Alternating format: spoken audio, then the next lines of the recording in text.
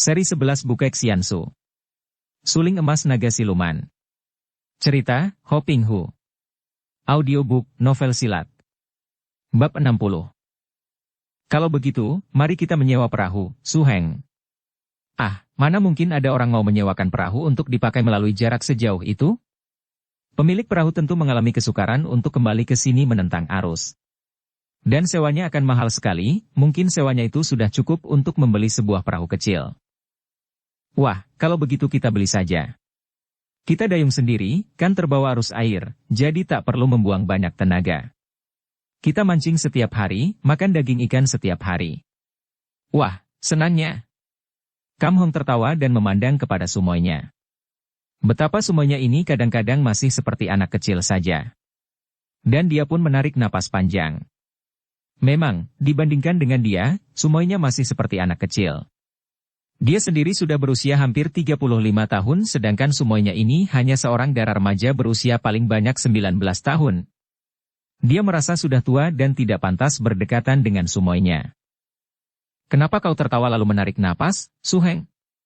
Heran, habis tertawa kok menarik napas, engkau ini bergembira atau berduka? Suka dan duka hanya seperti siang dan malam, muncul silih berganti, Sumoy, demikian pula dengan senang dan susah. Membayangkan melakukan perjalanan melalui air, tentu saja yang terbayangkan hanya senangnya saja, akan tetapi kalau sudah dilaksanakan, barulah muncul susah-susahnya. Di dunia ini tidak ada kesenangan kekal atau kesusahan kekal, selalu silih berganti menguasai kehidupan manusia. Wah, sepagi ini sudah berfilsafat, Su Heng. Apakah engkau mencari sesuatu yang kekal? Tidak, Sumoy, karena aku tahu bahwa tidak ada yang kekal dalam hidup ini. Mencari-carinya sama saja dengan mimpi di siang hari. Aku siap menerima segala sesuatu dalam hidup ini, Sumoy, menghadapi apa adanya tanpa keluhan. Kalau memang diri sudah tua dan buruk, apa perlunya mengeluh? Cisian memandang wajah Su Hengnya dan tertawanya bebas karena gadis ini tidak pernah berpura-pura di depan Su Hengnya, tidak pernah menyembunyikan keburukannya, maka di depan Su Hengnya ia dapat tertawa bebas tanpa berusaha untuk bersikap seperti orang yang hendak bersopan-sopan. Wah, lihat kakek-kakek ini yang berfilsafat dan merasa sudah tua dan pikun. Wahai Su Heng, siapa bilang kau tua dan pikun dan jelek? Aku kadang-kadang merasa jauh lebih tua daripada Su Heng. Kadang-kadang? Kalau sedang bagaimana kau merasa lebih tua? Kalau sedang begini ini. Kalau Su Heng sedang menyesali nasib dan usia tua seperti itu. Sudah, mari kita mencari perahu untuk kita beli Su Heng. Akan tetapi tiba-tiba Kam Hong menyentuh lengannya. Pest, ada orang datang, bisiknya. Mereka berdua menanti karena memang nampak ada bayangan orang berlari cepat sekali menuju ke tempat itu dan setelah orang itu tiba di depan mereka, dapat dibayangkan betapa kaget dan heran hati mereka melihat bahwa yang muncul di depan mereka itu adalah Sim Hong Bu. Melihat pemuda ini, Kam Hong tersenyum. Ah, ternyata benar kata orang zaman dahulu bahwa dunia ini sesungguhnya tidak begitu luas seperti disangka orang. Kami mencari-carimu setengah mati tanpa hasil, dan sekarang engkau muncul di sini, adik Sim Hong Bu. Hong Bu sudah dapat menenangkan hatinya yang berdebar kencang ketika melihat Cisian. Hatinya girang bukan main bahwa akhirnya dia dapat menemukan gadis ini, dan dalam pandangannya, Cisian semakin cantik menarik, lincah dan gagah saja. Engkau mencariku, Kam Tai Hiap? Sungguh, aku pun sudah lama mencari-carimu dan... Nona Cisian. Mau apa engkau mencariku, Hong Bu? Tiba-tiba Cisian berkata. Apakah hendak menantangku lagi? Di dalam pertanyaannya terkandung tantangan. Ada dua hal yang mendorong untuk mencari kalian, kata Hong Bu dan dia berusaha sekuat tenaga untuk menekan debar jantungnya. Hampir saja dia tidak berani mengeluarkan kata-kata berikutnya, akan tetapi dia menjadi nekat. Kalau tidak sekarang dikeluarkan isi hatinya, mau tunggu kapan lagi? Maka dia pun menarik napas panjang, mengumpulkan kekuatan, lalu berkatalah dia dengan sikap gagah dan suara lantang. Kam Tai Hiap dan Nona Bu Cisian, dengarlah baik-baik. Aku bersama seorang pamanku telah pergi menemui dan menghadap Bulo Cianpui di Chin'an dan kami telah mengajukan pinangan kepadanya, untuk meminangmu, Nona. Akan tetapi Bulo Cianpui mengatakan bahwa aku harus mencarimu dan menyatakan ini kepadamu dan kepada Kam Tai Hiap. Nah, sekarang aku sudah menemukan kalian dan di sini aku menyatakan bahwa aku meminang Nona Bu Cisian untuk menjadi jodohku, Kam Tai Hiap. Ucapan ini sungguh di luar dugaan Cisian dan Kam Hong. Kam Hong menahan senyumnya dan memandang wajah pemuda itu dengan kagum dan dengan hati senang. Betapa gagahnya pemuda ini, begitu jujur dan terbuka. Sungguh merupakan pemuda yang memang tepat kalau menjadi jodoh semuanya. Akan tetapi setelah sejenak melongo dengan muka agak pucat mendengar pinangan itu, Cisian lalu meledak karena marahnya. Tidak. Aku tidak mau. Engkau manusia lancang, enak saja melamar orang seperti hendak membeli bakpao saja. Aku tidak mau, aku tidak suka, aku benci padamu. Cisian, jangan tergesa-gesa menjawab dan tidak boleh engkau menghadapi pinangan orang seperti itu. Kam Hong menegur, terkejut melihat sikap itu. Tidak adil. Suheng, biarpun engkau suhengku, kalau engkau menerima pinangan orang terhadap diriku, nah, engkau boleh kawin dengan orang itu. Aku tidak sudi. Cisian berteriak-teriak marah dan matanya mulai basah dengan air mata. Baik Kam Hong, terutama sekali Sim Hong Bu, sama sekali tidak pernah menduga bahwa tanggapan Cisian akan seperti itu terhadap pinangan yang diajukan oleh Hong Bu. Wajah Hong Bu menjadi pucat sekali dan sinar matanya sayu, membayangkan perihnya hati mendengar jawaban Cisian yang sudah amat jelas itu. Cisian sama sekali tidak membalas cintanya, bahkan membencinya. Maaf. Bukan maksudku untuk menyusahkan orang lain, kata Hong Bu, mukanya pucat dan dia menundukkan mukanya. Aku sudah mengatakan urusan pertama yang hendak ku sampaikan, yaitu pinangan dan aku telah ditolak, bukan salah siapa-siapa melainkan salahku sendiri yang tidak tahu diri. Sim Hong Bu, setiap pinangan tentu mempunyai dua macam jawaban, diterima atau ditolak, hal itu wajar saja kukira. Dan urusan jodoh adalah urusan hati dua orang yang bersangkutan, maka engkau agak terburu-buru kukira, sebelum melihat lebih dulu bagaimana keadaan hati orang lain dalam urusan ini. Betapapun, semua sudah terlanjur dan aku kagum akan kejujuranmu, juga aku ikut menyesal atas kegagalanmu. Lalu ada sebuah soal lagi yang hendak kau bicarakan, apakah itu, Saudara Sim? Maafkan, Kam Tai Hiap. Engkau selalu amat bijaksana dan gagah, sejak dahulu aku kagum sekali, dan terima kasih atas hiburanmu tadi. Memang salahku sendiri maka urusan pertama aku tidak berhasil. Maka biarlah sekarang ku sampaikan urusan kedua kepadamu, Tai Hiap. Bukan lain aku mencarimu untuk memenuhi tugas yang diberikan oleh guru-guruku, yaitu untuk menentukan mana yang lebih unggul antara ilmu pedang naga siluman dan ilmu pedang suling emas. Kuharap sekali ini engkau tidak berlaku kepalang tanggung, Kam Tai Hiap. Aku mohon petunjukmu. Setelah berkata demikian, Sim Hong Bu yang wajahnya masih pucat dan sepasang matanya masih suram itu mencabut pedang Koai Leong Pokiam dan nampaklah sinar pedang biru menyilaukan mata. Kau menantang. Cisian berseru, akan tetapi Kam Hong sudah memegang lengannya dan berkata dengan suara yang lembut akan tetapi mengandung wibawa. Sumoy, serahkan urusan ini kepadaku. Akulah yang dahulu mengalahkan keluarga Chu dan menimbulkan rasa penasaran ini. Kemudian pendekar ini melangkah maju menghadapi Sim Hong Bu sambil berkata. Baiklah, Sim Hong Bu. Kalau engkau berkeras hendak memenuhi pesan gurumu yang hanya terdorong oleh rasa penasaran di dalam hatinya, aku tidak akan mengecewakan hatinya. Akan tetapi, apakah engkau menyadari bahwa permusuhan yang ditanam oleh pihak keluarga Chu ini sungguh tidak bijaksana? Di antara kita sesungguhnya tidak ada permusuhan apapun juga. Dahulu, nenek moyangku secara kebetulan memperoleh pusaka suling emas. Kemudian aku sebagai turunannya yang terakhir, secara kebetulan pula mewarisi ilmu suling emas. Bukankah itu sudah jodoh namanya? Biarpun penciptanya adalah nenek moyang keluarga Chu, apa salahnya kalau terjatuh kepada orang lain? Bukankah kini ilmu pedang naga siluman yang berasal dari keluarga Chu juga diwarisi oleh seorang Shisim? Saudara Sim Hong Bu, hendaknya engkau menyadari hal itu.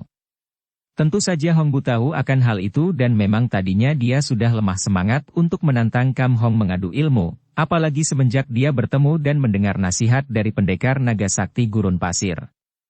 Akan tetapi, setelah dia gagal dalam urusan cintanya terhadap Cisian, setelah dia patah hati, dia tidak peduli lagi dan biarlah kalau urusan kebaktian yang keliru terhadap gurunya ini gagal pula, dia rela mati di tangan seorang pendekar seperti Kam Hong. Kam Tai Hiap, Aku memang sudah keliru segala-galanya, maka biarlah kekeliruan berbakti kepada guruku ini merupakan kekeliruan yang terakhir. Keluarkanlah senjatamu dan mari kita segera laksanakan pesan guruku. Hendak kulihat sampai di mana sesungguhnya kehebatan ilmu suling emas itu dan kuharap engkau tidak berlaku kepalang tanggung sekali ini. Marilah. Biarpun agak ragu-ragu dan setengah hati, Kam Hong mengeluarkan juga suling emasnya. Pendekar ini dapat menduga, melihat sikap dan mendengar suara pemuda itu bahwa memang Sim Hong Bu agaknya sengaja, terdorong oleh kepedihan hati oleh penolakan Cisian yang kasar tadi. Dia menarik napas panjang dengan penuh penyesalan. Aku dapat membayangkan betapa para nenek moyang keluarga Chu yang menjadi pencipta ilmu pedang suling emas dan naga siluman akan mengeluh dan menyesal bahwa ciptaannya hanya akan saling berlawanan, padahal sudah sepatutnya kalau saling bekerja sama untuk menghadapi kejahatan di dunia ini. Silahkan, Saudara Sim. Maklum bahwa lawannya juga sungkan, maka Sim Hong Bu yang merasa sebagai penantang lalu menggerakkan pedangnya melakukan serangan pembukaan. Kam Hong juga menggerakkan sulingnya dan mulailah mereka saling serang.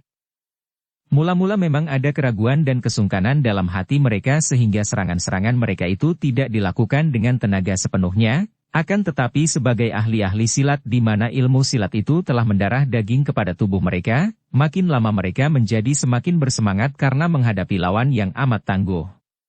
Maka gerakan senjata mereka menjadi semakin cepat dan berat dan tak lama kemudian, lenyaplah kedua orang itu terselimut gulungan sinar emas dan sinar biru yang menyilaukan mata. Terdengar pula suara pedang seperti suara mengaum-aum dan suara suling yang melengking-lengking, dan angin yang amat keras menyambar, membuat daun-daun pohon di sekitar tempat itu bergoyang-goyang dan kadang-kadang seperti dilanda angin berpusing.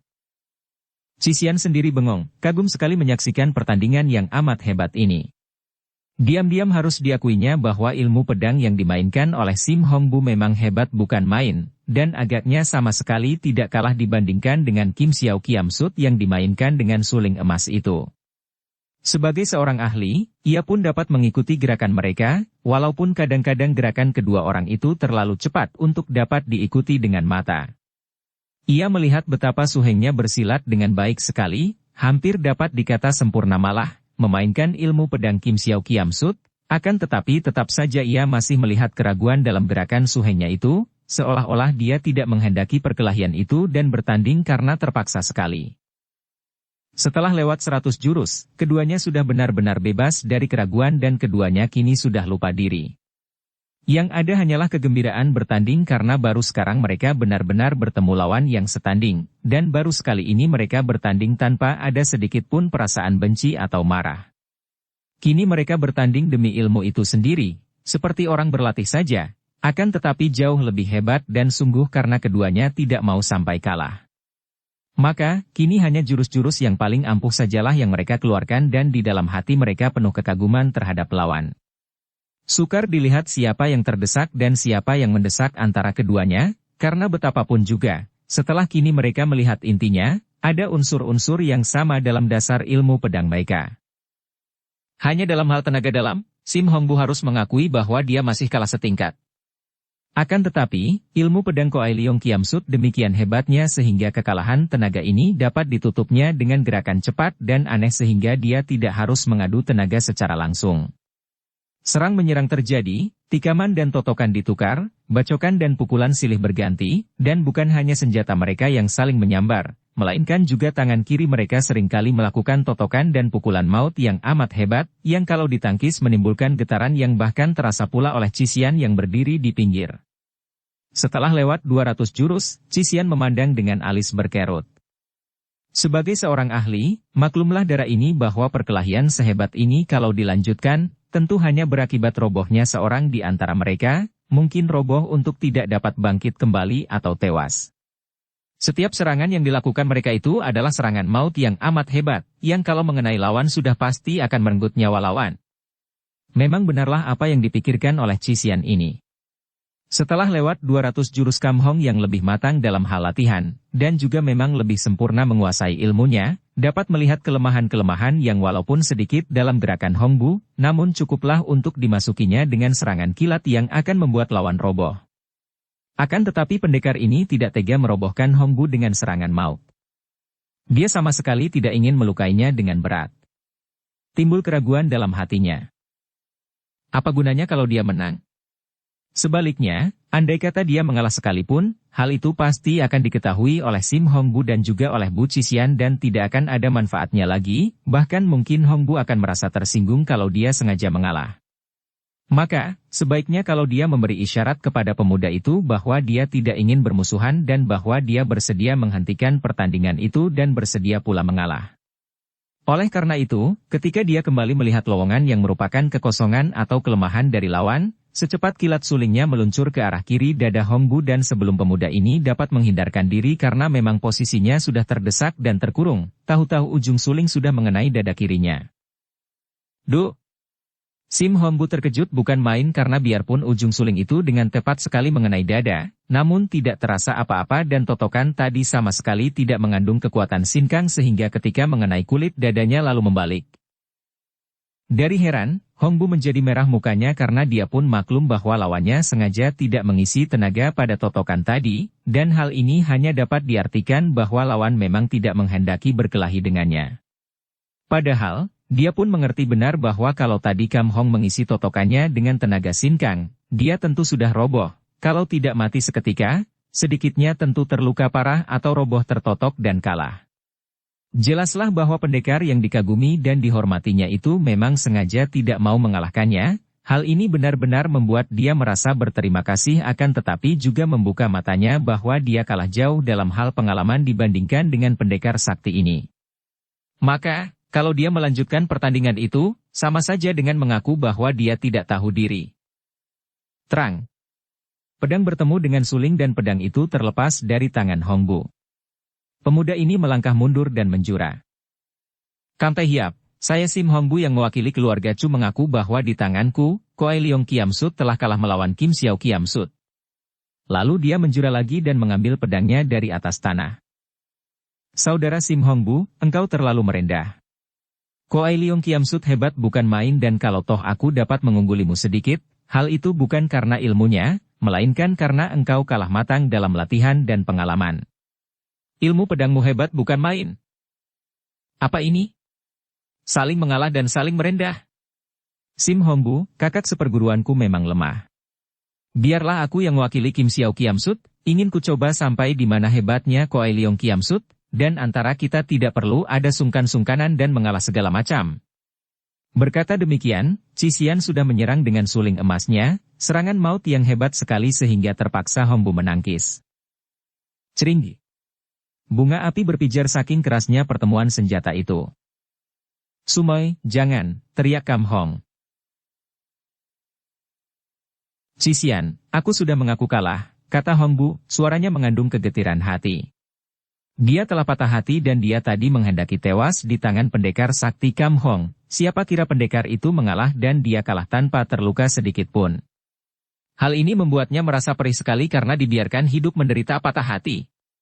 Tidak, tadi Su Heng telah banyak mengalah dan engkau sengaja membiarkan pedangmu lepas. Kau kira siapa aku ini? Anak kecil yang mudah saja dibodohi? Hayo, lawan aku, kalau engkau tidak berani dan kalau engkau takut, selanjutnya engkau harus mengaku sebagai seorang pengecut. Cixian. Hongbu berseru, jantungnya seperti ditusuk rasanya.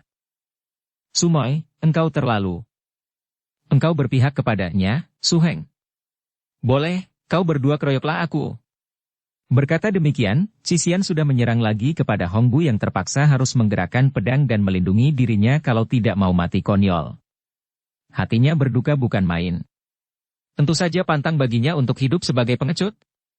Maka terpaksa dia pun menangkis dan balas menyerang sehingga sesaat kemudian mereka berdua telah bertanding dengan seru dan hebat. Kam Hong berdiri bingung sekali, tidak mengerti mengapa Sumoynya demikian marah dan membenci Hongbu.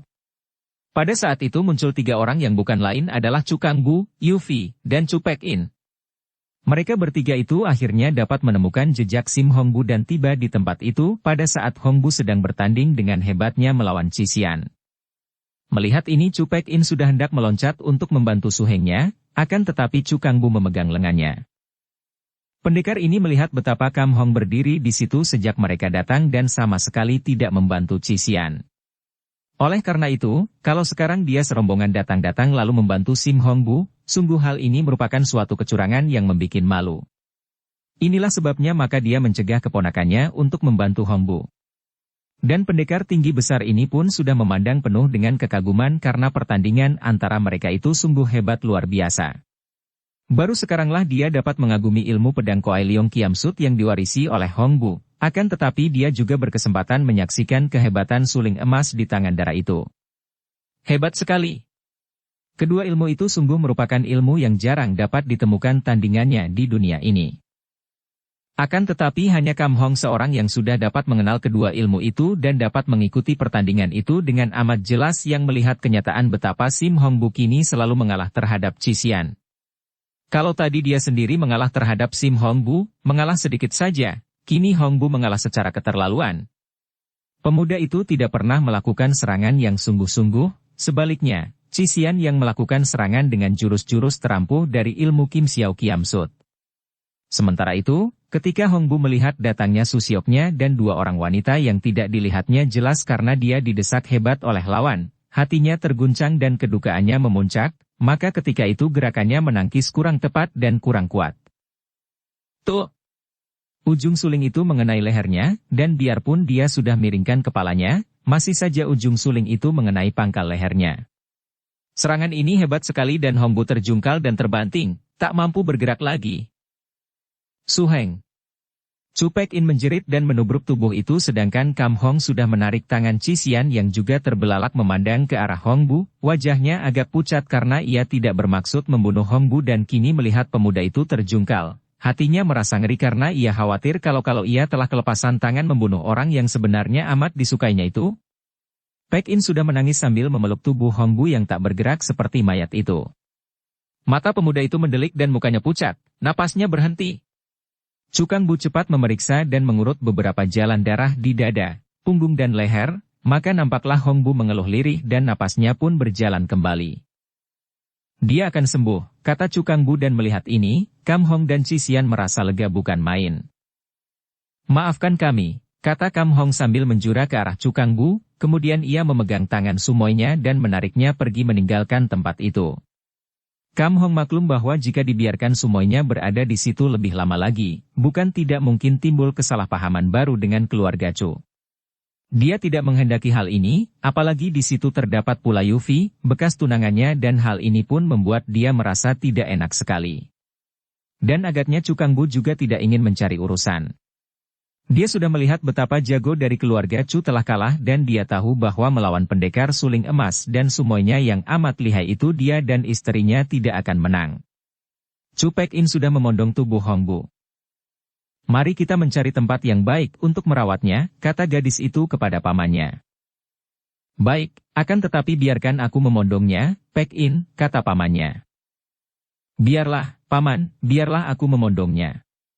Pek In berkata dan mendekap tubuh pemuda itu seperti orang memondong anak kecil saja. Bagi seorang gadis seperti Pek In yang memiliki kepandaian cukup tinggi, memondong tubuh seorang dewasa bukan hal yang sukar. Akhirnya mereka menemukan sebuah pondok kecil terpencil di luar dusun.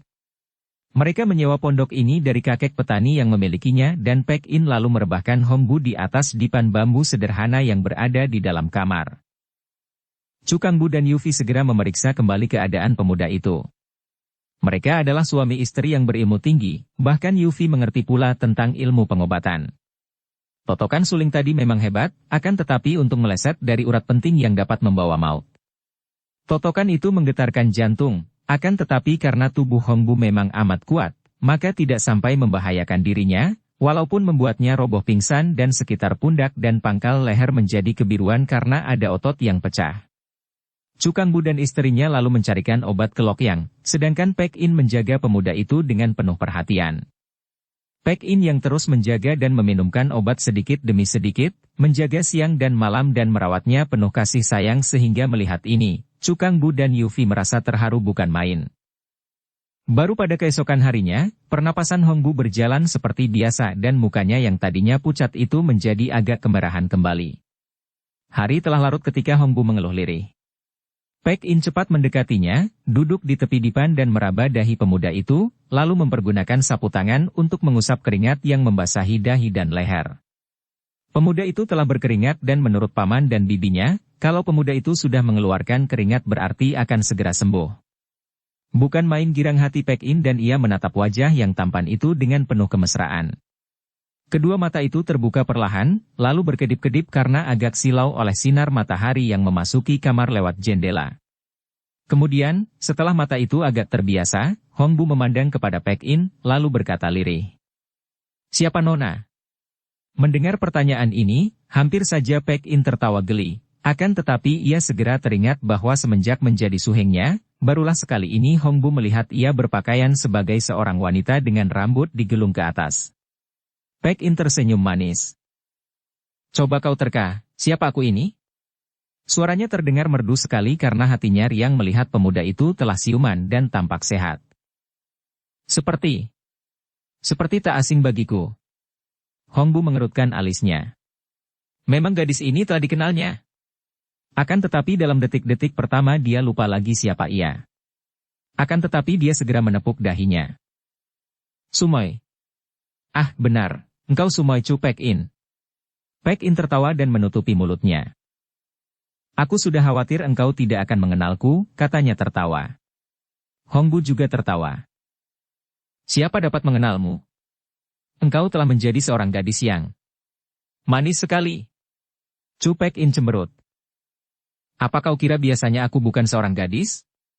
Hong Bu baru sadar bahwa dia telah kesalahan bicara. Maaf, bukan begitu maksudku. Maksudku, memang baru sekarang inilah dia menyadari bahwa Sumoynya adalah seorang gadis yang cantik manis. Mungkin biasanya dia hampir tidak memperhatikan Pek In karena gadis itu baginya seperti adik seperguruan biasa saja, hampir seorang saudara atau kawan baik laki-laki karena gadis itu selalu berpakaian pria. Maksudmu bagaimana? Pek In menggodanya. Maksudku. Di mana aku ini? Apa yang telah terjadi? Dan Hong Bu bangkit duduk dengan wajah muram. Teringatlah dia akan semua itu, akan pertandingannya melawan Qi Xian dan betapa karena mengalah maka ia terkena totokan suling emas. Engkau sudah ingat, Su Heng? Tanya Pek In halus, suaranya mengandung kekhawatiran. Pemuda itu mengangguk dan menatap wajah Sumoynya. Kiranya aku belum mati. Engkau nyaris tewas, Su Heng. Kata paman, kalau sedikit saja ke atas, mengenai urat penting, engkau takkan tertolong lagi. Menurut paman dan bibi, agaknya gadis itu memang sengaja tidak membunuhmu. Mana Su Siok Chu Kang Bu? Dia dan bibi sedang berada di luar tadi. Akan tetapi pada saat itu, Chu Kang Bu dan Yufi memasuki kamar dan mereka berdua merasa girang melihat betapa Hong Bu telah siuman dan nampak sehat kembali.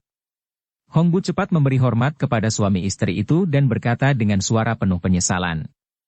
Su Siok, harap maafkan bahwa Teochu tidak berhasil memenuhi pesan suhu sehingga Teochu kalah ketika melawan pewaris Kim Xiao Kiamsut. Chu Kang Bu menarik napas panjang. Aku sudah menyaksikan pertandingan itu dan aku tidak menyalahkanmu, Hong Bu. Memang hebat sekali ilmu suling emas itu, tiada keduanya di dunia ini. Bagaimanapun juga, kita harus bijaksana dan dapat melihat kelemahan sendiri. Aku tidak setuju dengan pendapat kakakku yang berkeras hendak membalas kekalahan. Biarpun kedua ilmu itu bersumber dari keluarga kita, akan tetapi jelaslah bahwa ilmu suling emas ini jauh lebih tua dan tidak mengherankan kalau lebih kuat daripada Koai Leong Kiamsut yang tercipta ratusan tahun kemudian. Sudahlah, Hong Bu, tidak perlu hal itu dibuat menjadi beban batin dan rasa penasaran. Bagaimanapun juga, harus kita akui bahwa mereka berdua itu adalah pendekar-pendekar yang hebat. Atas bujukan Chu Kang Bu, akhirnya Sim Hong Bu mau untuk ikut kembali ke lembah. Bahkan Chu Kang Bu yang berwatak jujur itu menambahkan pula secara belak-belakan, di depan Pek In. Engkau tentu masih ingat akan pesan tuaku bahwa dia menghendaki agar engkau dan Pek In berjodoh, Hong Bu. Kurasa hal itu amat baik, dan kalau memang engkau menyetujui, marilah kita segera langsungkan saja pernikahan itu di sana. Usia Pek In sudah cukup untuk segera membentuk rumah tangga denganmu. Mendengar ucapan itu otomatis Hong Bu menoleh dan memandang kepada Pek In. Sejenak mereka saling pandang, akan tetapi Pek In lalu menundukkan mukanya yang menjadi merah sekali. Dan Hong Bu mempunyai perasaan yang aneh. Mengapa baru sekarang dia seolah-olah baru melihat Pek In? Seorang gadis yang amat manis, dan dia mendengar betapa gadis ini merawatnya sehari semalam tanpa beranjak dari sampingnya, tidak makan tidak tidur. Dia tahu benar betapa besar rasa cinta kasih Sumoynya ini terhadap dirinya dan dia selama ini tidak memperhatikan karena keadaan Paek-in yang selalu berpakaian seperti pria itu seolah-olah memiliki daya tolak yang besar. Akan tetapi sekarang lain sekali keadaannya. Gadis itu ternyata memiliki daya tarik yang cukup kuat dan terus terang saja, dia suka melihat wajah yang manis itu, bentuk tubuh yang padat, indah dan menggairahkan sebagai wanita itu. Dan dia pun kini sudah tidak mempunyai harapan lagi terhadap diri Cisian. Mengapa tidak? Kalau dia menolak, apa pula alasannya?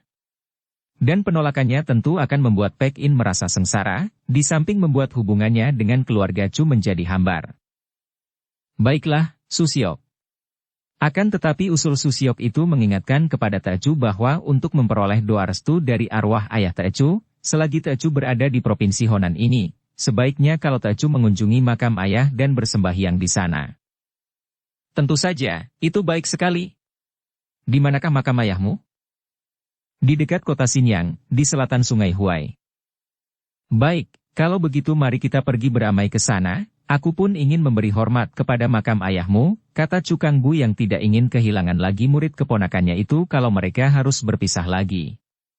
Maka berangkatlah mereka meninggalkan dusun itu menuju ke selatan. Tubuh Hongbu yang kuat itu membuat dia sembuh kembali dalam waktu singkat dan beberapa hari kemudian dia sudah pulih kembali seperti biasa. Cisian, sungguh aku menyesal sekali mengapa engkau sampai melukai Hongbu seperti itu, nyaris dia tewas di tanganmu. Kata Kam Hong ketika mereka berjalan meninggalkan lembah itu. Cisian merasa ngeri mendengar ini dan ia pun bersungut-sungut. Habis hatiku mengkal sekali sih. Kenapa? Bukankah dia hanya memenuhi tugas yang diperintahkan gurunya untuk mengadu ilmu denganku? Dan bukankah dia sudah mengaku kalah? Kenapa engkau mendesaknya sehingga melukainya, Cisian? Padahal, engkau sendiri tentu sudah tahu benar betapa selama dalam perkelahian melawanmu itu dia terus mengalah. Ah, kenapa engkau begitu kejam kepadanya, Cisian? Engkau tahu, dia amat mencintamu. Su Heng. Cisian berkata dengan suara membentak sehingga mengejutkan hati Kam Hong. Justru itulah yang membuat hatiku jengkel. Kam Hong memandang dengan heran. Apa katamu? Kau jengkel karena dia mencintamu? Bukan. Habis apa? Apakah engkau jengkel karena dia mentaati perintah gurunya dan menantangku? Juga tidak. Habis, apa yang membuatmu jengkel? Karena dia berani melamarku. Ah, lebih aneh lagi itu. Dia melamarmu adalah sudah wajar, karena dia mencintamu, dan kulihat dia memang seorang pemuda pilihan yang hebat.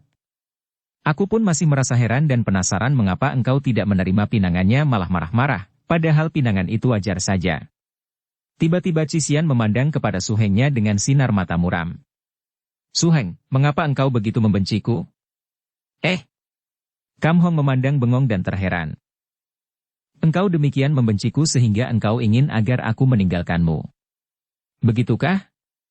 Engkau seperti mendorongku untuk menerima pinangan Hongbu. Itulah yang membuatku jengkel. Kam Hong memandang dengan jantung berdebar. Tak salah lagi, Cisian mencintanya. Dia berusaha untuk menyangkal kenyataan ini, untuk membantah hatinya sendiri, untuk mendorong Sumoynya agar berjodoh dengan pemuda yang lebih patut menjadi sisihan Cisian, yang sama mudanya. Akan tetapi ternyata itu malah mendatangkan kemarahan di dalam hati Cisian. Kalau begitu maafkanlah aku, Sumoy. Maksudku baik. Sudahlah, Su Heng, harap jangan bicarakan itu lagi. Aku pun menyesal sekali telah merobohkan Hongbu. Sebenarnya aku suka kepadanya. Masih untung bahwa dia tidak tewas olehku tadi. Aku menyesal. Kam Hong percaya. Dari suaranya saja jelas terbukti bahwa Sumoynya benar-benar menyesal dan sebetulnya Sumoynya sama sekali tidak membenci Hongbu. Hanya karena Hongbu meminangnya, dan karena dia sendiri seperti menyetujui dan mendorong, maka hal itu mendatangkan kemarahan di hati Sumoynya. Baiklah, Sumoy. Apakah kita jadi membeli perahu? Tidak, sudah hilang seleraku untuk melakukan perjalanan melalui air. Kita berpesiar saja di pegunungan Funiusan ini, aku mendengar bahwa pemandangan di situ amat indahnya. Benar, Sumoy. Dan bambu-bambu dari Funiusan amat terkenal. Banyak terdapat bambu-bambu yang indah dan aneh-aneh bentuknya di pegunungan ini. Mereka pun lalu melakukan perjalanan seenaknya di pegunungan itu, kalau malam mereka bermalam di hutan-hutan. Mereka tidak kekurangan makanan karena terdapat dusun-dusun berpencaran di pegunungan itu di mana mereka dapat membeli buah-buah dan juga daging yang mereka masak di rumah para penduduk dusun. Pada suatu pagi, ketika mereka keluar dari sebuah dusun di lereng timur setelah malam tadi mereka bermalam di dusun itu, tiba-tiba Cisian menuding ke depan. "Suheng, bukankah itu ada orang datang?" Kam Hong juga sudah melihatnya. Pagi itu kabut tebal memenuhi lereng sehingga yang nampak hanya bayangan berlari dari depan, kadang-kadang nampak kadang-kadang tidak, tergantung tebal tipisnya kabut yang lewat dengan cepat seolah-olah kabut-kabut itu ketakutan oleh munculnya sinar matahari di balik puncak. Akhirnya bayangan itu tiba di depan mereka dan terkejut ketika saling mengenal. Yang datang itu bukan lain adalah Jenderal Muda Cao Chin Liong. Kalau Kam Hong dan semuanya terkejut, sebaliknya Chin Liong tersenyum gembira sekali melihat mereka. Cepat jenderal yang berpakaian preman itu menjura dengan hormat sambil berseru. "Ah, akhirnya saja dapat juga bertemu dengan Jiwi setelah dengan susah payah mencari jejak Jiwi. Akan tetapi, tidak saya sangka akan bertemu dalam kabut ini sehingga agak mengejutkan juga." "Kiranya kau Goan Sui yang datang," kata Kam Hong dan tersenyum kagum. Pemuda ini adalah putra tunggal pendekar naga sakti gurun pasir. Hati siapa takkan kagum memandangnya? Seorang pemuda yang tampan dan gagah perkasa, memiliki ilmu kepandaian yang jarang ditemukan tandingannya, dan semuda itu telah menjadi seorang panglima, seorang jenderal. "Ah, selamat datang, kau Goan Sui, dan ada kepentingan besar apakah maka engkau bersusah payah mencari kami?" "Harap Kam Tahiap jangan menyebut saya Goan Sui, biarpun saya seorang jenderal akan tetapi pada saat ini saya tidak bertugas dan lihat saja pakaianku adalah orang biasa, bukan? Dan keperluanku adalah keperluan pribadi, bukan sebagai seorang berpangkat." Kam Hong tersenyum. "Baiklah, saudara Cao Chin Liong. Nah, keperluan apakah yang kau bawa?" Chin Liong memandang kepada Cisian dan tersenyum. Gadis itu juga tersenyum karena sudah lama ia mengenal Chin Liong. "Bagaimana kabarnya, Nona Bu? Kuharap engkau sehat-sehat saja." "Terima kasih, aku baik-baik saja, saudara Chin Liong. Ada keperluan apakah engkau datang mencari kami?" Mereka saling berpandangan dan teringatlah mereka akan pengalaman mereka berdua ketika bersama-sama beraksi di dalam benteng pasukan Nepal yang dipimpin oleh Nandini, Ibu Sioklan. Kalau mengenangkan masa lalu, di dalam hati keduanya ada suatu kehangatan karena ketika itu mereka berjuang sehidup semati menghadapi lawan-lawan tangguh.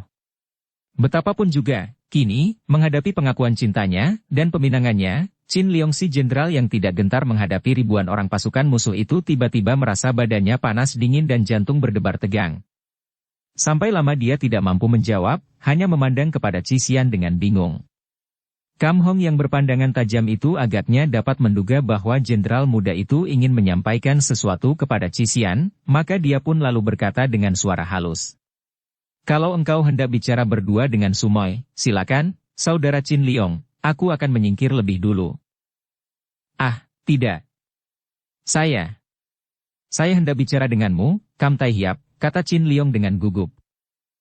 "Kalau begitu, biarlah aku saja yang menyingkir," kata Cisian dan sebelum ada yang menjawab, ia sudah pergi dari tempat itu, agak menjauh dan melihat-lihat pemandangan alam yang indah. "Nah, bicaralah saudara Cao Chin Liong," kata Kam Hong sambil tersenyum memberanikan hati pemuda itu. "Kam Tahiap, terus terang saja. Kedatangan saya mencari Tahiap berdua adalah untuk melamar Nona Bu Cisian." Hampir saja Kam Hong tertawa mendengar ini. Memang tadi, melihat sikap Chin Liong, dia sudah setengah menduga bahwa jangan-jangan pemuda ini hendak menyatakan cintanya kepada Cisian, maka tadi dia mengusulkan untuk menyingkir kalau pemuda itu hendak bicara berdua dengan Sumoynya. Akan tetapi dia tidak percaya akan dugaannya sendiri. Dan ternyata memang benar. Bahkan jenderal muda ini mengajukan lamaran. Hampir sukar untuk dapat dipercaya bagaimana bisa begini kebetulan. Dalam waktu beberapa hari saja, Cisian sudah dilamar oleh dua orang pemuda. Sumoynya itu sungguh laris, dihujani lamaran dan yang melamarnya adalah pemuda-pemuda pilihan. Chin Liong ini dalam segala-galanya bahkan tidak kalah dibandingkan dengan Honggu, maka timbullah harapan di dalam hatinya. Siapa tahu kalau Sumoynya akan suka menjadi jodoh pemuda ini. Dia sendiri akan ikut merasa bangga. Menjadi mantu pendekar naga sakti gurun pasir. Dan pemuda ini pun jujur, seperti Hongbu. Hanya bedanya, karena pemuda ini terdidik di kota raja, dan hidup sebagai seorang berkedudukan tinggi, tentu saja pemuda ini masih terikat oleh kesusilaan sehingga merasa malu dan sungkan menyatakan isi hatinya. Berbeda dengan Hongbu yang sejak kecil hidup setengah liar, maka kejujurannya lebih terbuka tanpa halangan sesuatu lagi. Ah, saudara kau. Bagaimana ini? Aku hanyalah Suheng dari Sumobu Cisian, bagaimana engkau melamarnya kepadaku? Bukankah seharusnya kepada ayahnya? Tentu saja saya tidak berani melampaui Bulo Cianpue, Tai Hiap. Sebelum saya mencari Tai Hiap berdua, saya bersama orang tua saya pernah datang mengajukan lamaran kepada Bulo Cianpue dan beliau sendiri yang menganjurkan agar saya mencari Jiwi dan langsung saja meminang kepada Nona Bu atau kepada Kam Tai Hiap sebagai walinya. Bulo Cianpue sungguh menaruh kepercayaan besar kepadaku.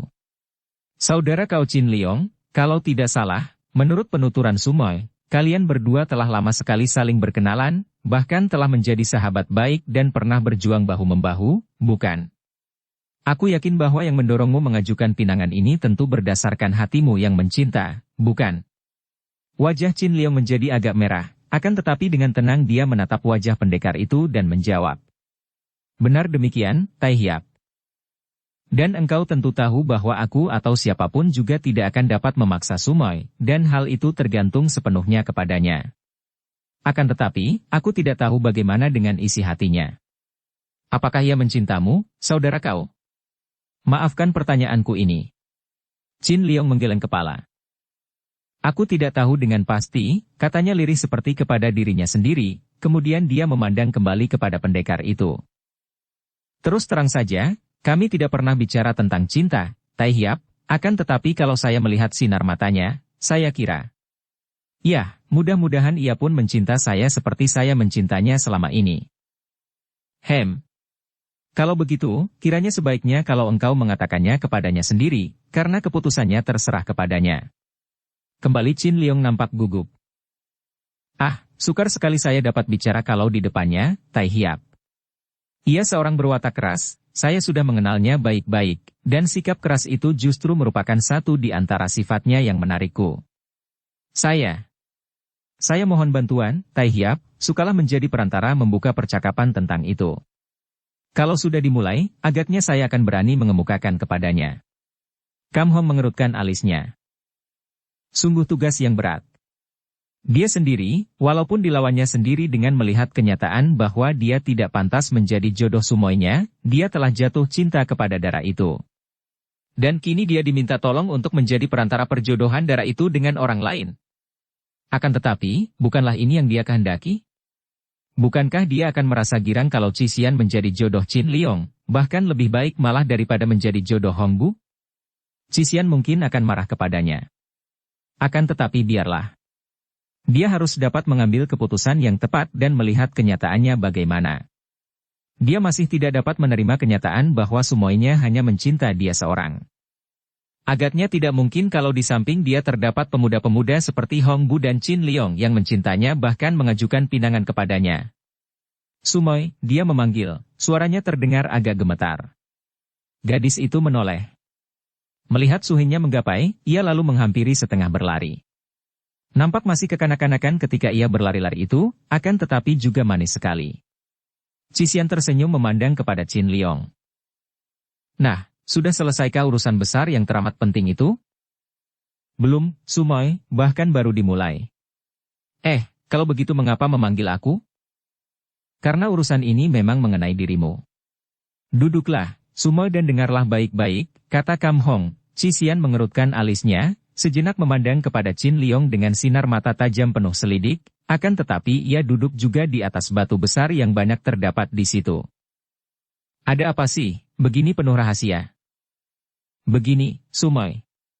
Saudara kau Chin Liong ini pernah bersama ayah bundanya pergi berkunjung kepada ayahmu di Chin'an, kemudian sekarang ia mencari kita. Adapun keperluannya adalah untuk meminangmu, Sumoy, engkau dilamar untuk menjadi istri saudara kau Chin Liong. Suheng. Lagi. Engkau. Engkau, dan Cisian lalu menangis. Tentu saja Qin Liong terkejut bukan main sedangkan Kam Hong hanya termenung saja, maklum bahwa kembali dia telah menyakiti hati sumoinya. Nona Bu Cisian, maafkanlah aku, kata Qin Liong. Sungguh mati, aku meminangmu dengan hormat, sama sekali tidak bermaksud menyinggung perasaanmu. Kau tahu apa tentang menyinggung hati? Kalian laki-laki sungguh memandang rendah kaum wanita. Kenapa laki-laki tidak mau tahu tentang perasaan hati wanita? Kenapa tanpa meneliti perasaan wanita, mudah saja datang melamar seolah-olah wanita itu barang dagangan yang boleh saja ditawar orang seenak perutnya?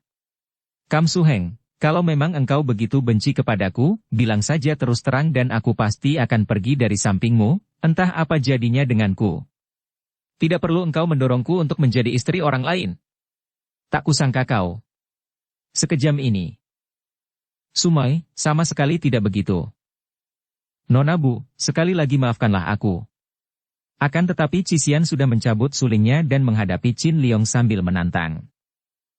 Jenderal Kau Qin Liong, engkau telah meminangku melalui ayah kandungku, juga engkau telah meminangku kepada Kam Su Heng yang agaknya tidak peduli kepadaku dan ingin melihat aku menjadi istri siapapun juga dan mau memberikan aku kepada pria pertama yang mau datang meminangku. Sekarang engkau dengarlah syaratku.